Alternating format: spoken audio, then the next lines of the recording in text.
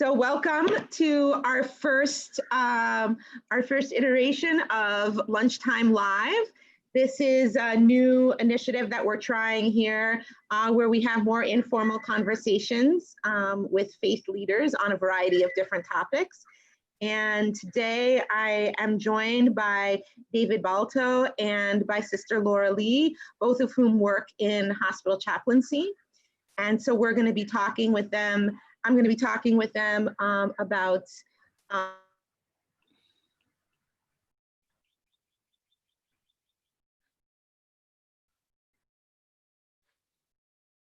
You just went out. See me? You're completely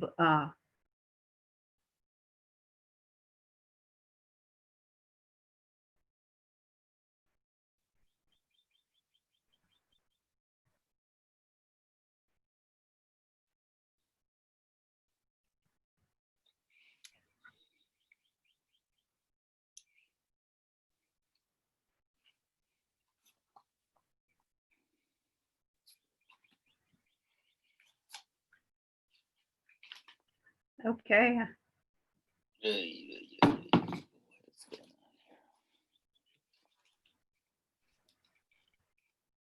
lost her. Yeah, I don't see her. That was a great time for me to straighten out my office. Ah! David, get back over here. Behave yourself. I'm just noticing how much more organized you are than me. Ah! Well, this part of the house. I'm not sure if we're online. We might be online, so. No, we're on. Oh, we might be on live right now. Yeah, it could be. Okay. Here we go. Ooh. See me, we can't hear you. hi, can you hear me now? Now Yes. I can hear you. Yes. Sorry, I got kicked off. So Okay. I'm back on now. Yes. So anyway, as I was saying, we are going to get started. If you have questions that you want to ask and you're watching this on YouTube, then just go ahead and put them in the chat function and we will get to them during the course of the conversation. So welcome to you both and welcome to anyone else who may be tuning in. So I wanted to get started by asking you to just reflect a little bit about our current situation. Of course, when we first talked about this conversation, we were going to focus primarily on the pandemic, but there have been other things that I think all of us are deeply involved in, are thinking about deeply.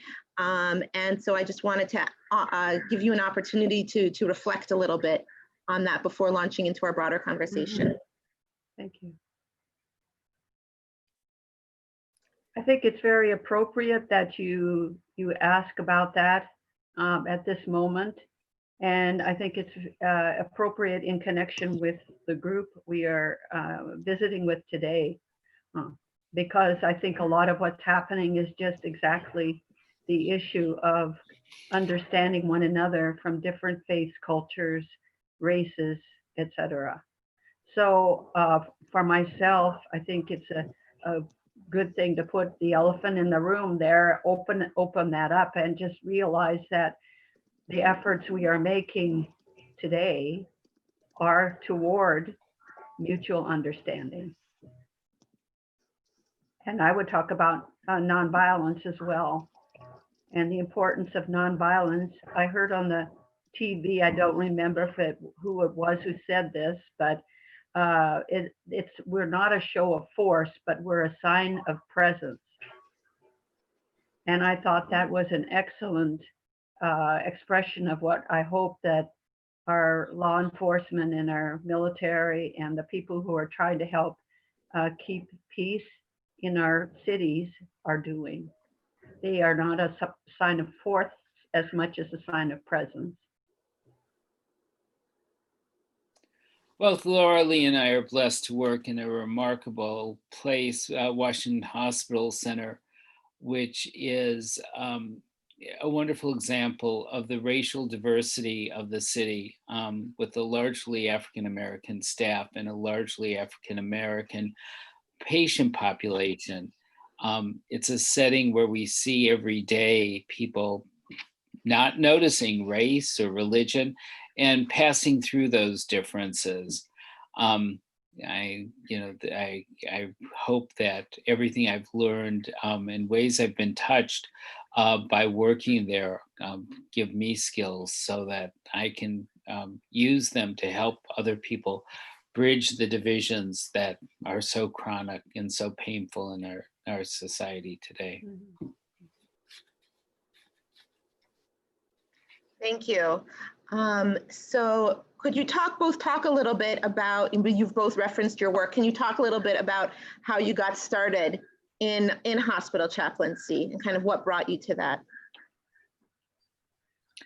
So I've been a chaplain for about 6 years, a little more than 4 years at the hospital. I wanted to go to the hospital because I wanted to be, my initial chaplaincy was in a Jewish nursing home. I wanted to have a more diverse environment, to challenge myself, especially to learn how to go beyond barriers, learn other people's religious stories, and help myself and others grow spiritually and feel closer to God. A hospital is an incredibly intense place, and it's a really fabulous place to try to use your spiritual skills to bring people comfort in very difficult circumstances. Laura Lee? I am a Catholic sister. Since I was a child, I felt a calling from God to give my life in this way. And I grew up in a very small town in Idaho, 860 people population. And although there were religious communities around where I grew up, I felt a calling to become a part of something broader and something in which I could join people and live with them the difficulties of life as a contemplative person, as a person who prayed in those circumstances. And as a result of that, I did find the Little Sisters of Jesus, which is an international group, which is founded for that purpose. So having that basis of being rooted as a religious for many, many years, and being rooted in an international community where we come from very different races, cultures, and ways of thinking, all 5 continents, I felt the calling to reach out as a hospital chaplain. I met one of the hospital chaplains at my work, and we do manual work, and I was doing manual work at the Panera at the hospital center. And it is through one of the chaplains at the hospital center that I asked about chaplaincy and was accepted into the program. And it was a great gift to me to discover the spiritual discoveries of so many people who I've come to know and appreciate within the Washington Hospital Center community. That includes the staff and those that I contact as a chaplain in the hospital. Do you hear her, David? Sorry, can't hear you. Sorry. Somehow the internet went out again. Yeah. I'm gonna have to ask you to repeat a little bit of what you were saying. You were talking about that you're part of an international Catholic religious community, is that? Yes, yes, and then I kind of lost you after that. Oh.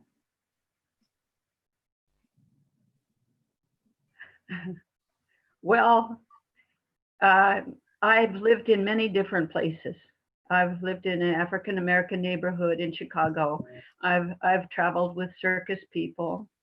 I have lived in Alaska as a Costco sampler. Um, my way of life as a Catholic sister is a little unusual. But in all of those interactions with people, the main interest is to make family, to connect with others and make unity. That's the real purpose of what we do, without trying to convert or trying to change someone into something they're not, but to appreciate that person as they are and who they are. And I could give numerous examples of how that happens. But for me, I guess all of that life experience, it seems only natural that my life, when I became interested in chaplaincy at the Washington Hospital Center, through working at Panera, actually, and meeting the staff and the patients that would come to the hospital, to Panera to eat. The supervisor of CBE invited me to join the program and expressed that what my lifestyle has been all this time is basically a simple, informal way of living chaplaincy. So it seemed like a normal transition for me, and a very joyful one. And I feel very fulfilled in doing what I am doing now.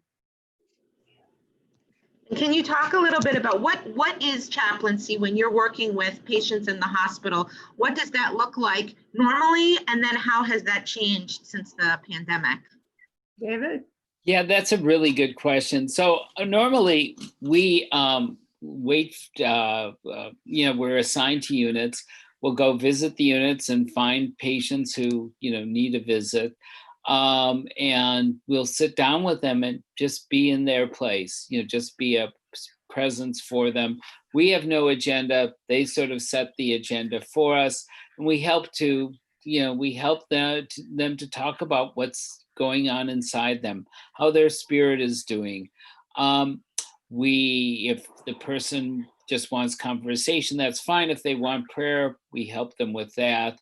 But we're just sort of like helping them deal with the struggle that's going on inside, and helping them if they feel it, to feel closer and more connected with the Lord. And the family is part of that too, and we do those services for the family. Under the challenges of COVID, the problems are very substantial. First of all, for COVID patients, we can't be physically present at all. And so we have to figure out other means, through phone or by computer screen, to try to communicate with them. But those, and the families aren't present, and that's a profound difference. Because a lot of the work we do is by working with the family and the patient together to help them grapple with the issues they're facing. Laura Lee? Yes, I think you expressed it very well. For myself, chaplaincy is, first of all, helping an individual to acknowledge who they are and what their relationship with whatever spiritual person or being or is for them. So for me, it's very important when I come into a room of a patient, for example, is to just allow them to feel comfortable in my presence and free to express who they are already. I think a lot of times we think that chaplains are meant to come into an environment and bring the presence of God into that environment. And I would say it's also, and very importantly so, to recognize and acknowledge the presence or the spiritual sense that is already there within the person. And if I can do that, I'm going to leave that room, but they are still there with whatever it is they are working with. And so if they can find that inner light within themselves, they can continue that journey of transformation, spiritual or emotional, physical, healing. Perhaps they need reconciliation from their family members. If they are close to death, things may be troubling them that they need to resolve before they pass on. And if I can be a little touch of that gentleness, receptivity, and a calm, non-anxious presence in that person's midst, then I can help them perhaps to allow that to come to the surface and find resolution, or at least work on the journey. You know, and Laura Lee hit the key phrase, which is calm, non-anxious presence. And nowadays, that is really challenging when the hospital feels intensely different than it normally feels because there are no visitors, because the situations are far more critical. So it's very, very challenging. Yes. I have found, if you'd like an example, I can give you an example. The other day I was at the hospital and I was called to a code blue. And it ended up being a patient, male patient who had COVID, who was having a heart attack, and all the people came rushing in for code blue. And I noticed that there was a woman in the room with him, which is very unusual for someone with COVID.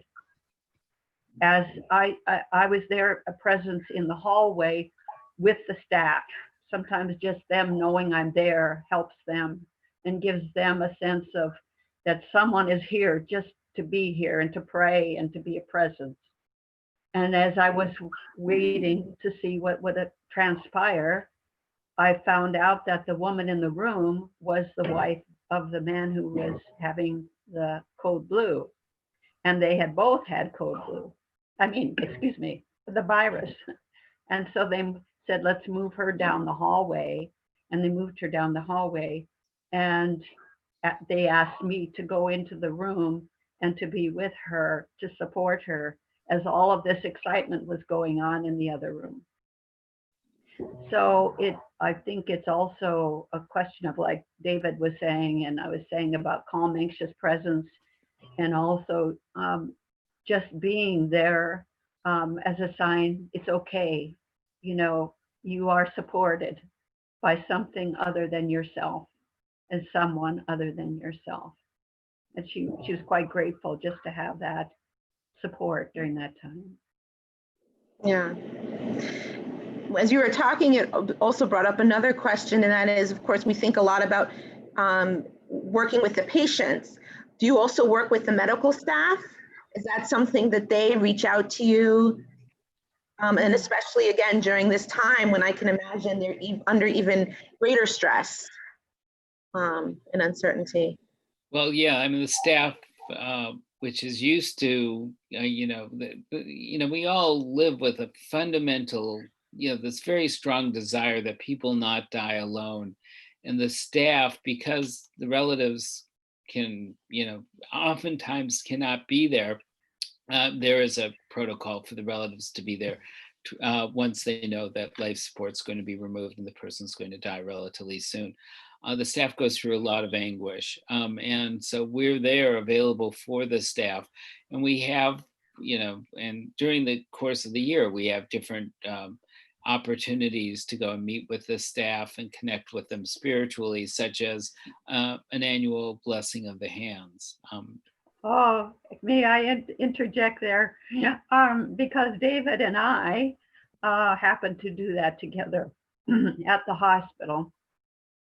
And it was quite moving, I felt. No, David, that we went together to the unit. And it was quite touching to see how so many of the staff just wanted their hands blessed. Thank you for bringing that up. Yeah. By the way, I should have mentioned early on, I'm Jewish, and the fact Laura Lee and I work so wonderfully together is the the hospital is special and how chaplaincy is special. We easily treat each other's, we treat everybody just the same way with a loving spiritual presence. And I've been invited by the imam, the Muslim chaplain at the hospital, the same kind of experience, which is so touching, invited me to come and pray with a patient with him.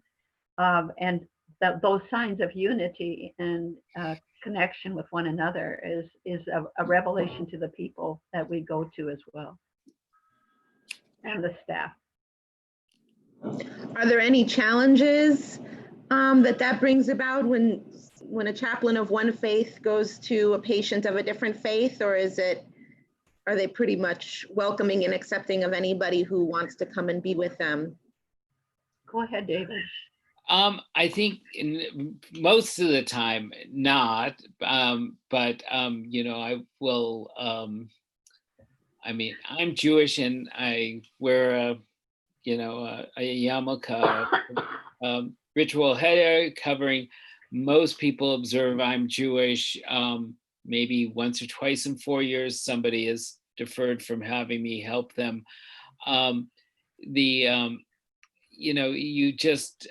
just think you need to have an open ear, especially when you're going to do something ritually. So if I'm ever with a Muslim patient, I will just be cautious and always make sure, is it appropriate for me to pray in this fashion or that fashion, or a Christian patient. So I think familiarity with other faith traditions is important, so that we do not offend or step on toes, because we have to respect. It's really a question of respecting the faith tradition of that person.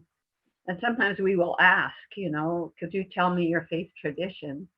And hopefully, if we know that, we can join them in whatever they need.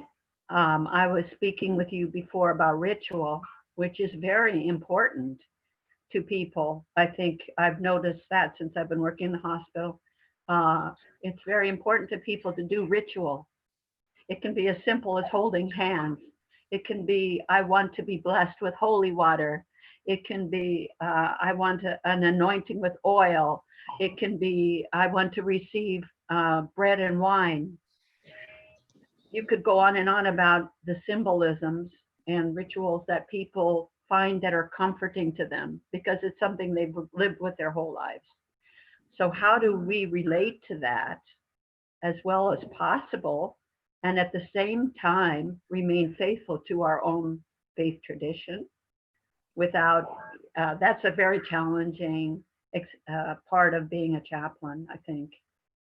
But it's very enriching as well. Wouldn't you say so, David? Absolutely. And so I may be called in close to death and of a Catholic patient. They may want the sacrament to the sick. I'll explain I'm not a priest. Hopefully we have one available, but if we didn't, I would say here, and there are prayers to say, I can't give you the sacrament of the sick, but let me go and, is it okay if I say this other following prayer? And, that's almost always satisfactory. Mm-hmm.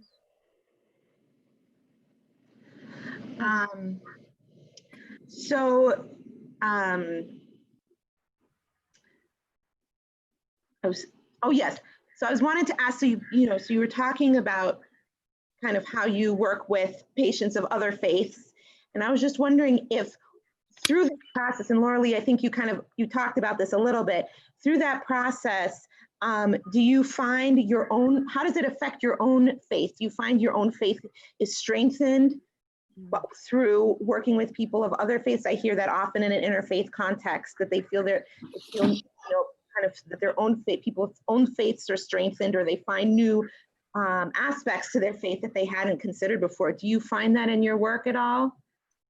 So, I don't want to generalize about anybody, but typically Jewish people don't talk about God very much. We pray to God, but we don't talk about them. African Americans talk about, generalizing again, talk about God a lot. And you can't really engage in an interaction without talking about God with, lots of African American patients. And it certainly is, sort of like reawakened to me that, there's somebody upstairs who actually wants to be in dialogue with me. So I've learned a tremendous amount. Laura Lee? Hmm. I have discovered, as I was sharing earlier, so much since I've been a chaplain in the hospital, the presence of, it can be offensive to say God, with Jewish people, but God, the spiritual being, the presence of that within the people that I meet. And I would like to share a very short example. I went to the psych unit yesterday. I happened to be on call yesterday. And I was called to a patient who asked to see the chaplain. And I went in there and I observed community, because this woman who wanted to talk to the chaplain started inviting other people to join her.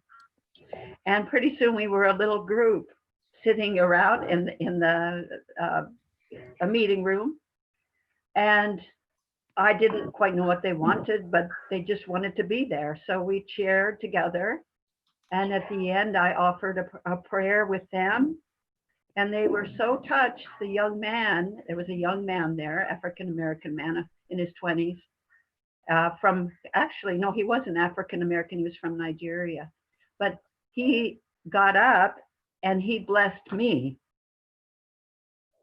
And I was so touched, because he felt the presence of the eternal being within him enough to bless me.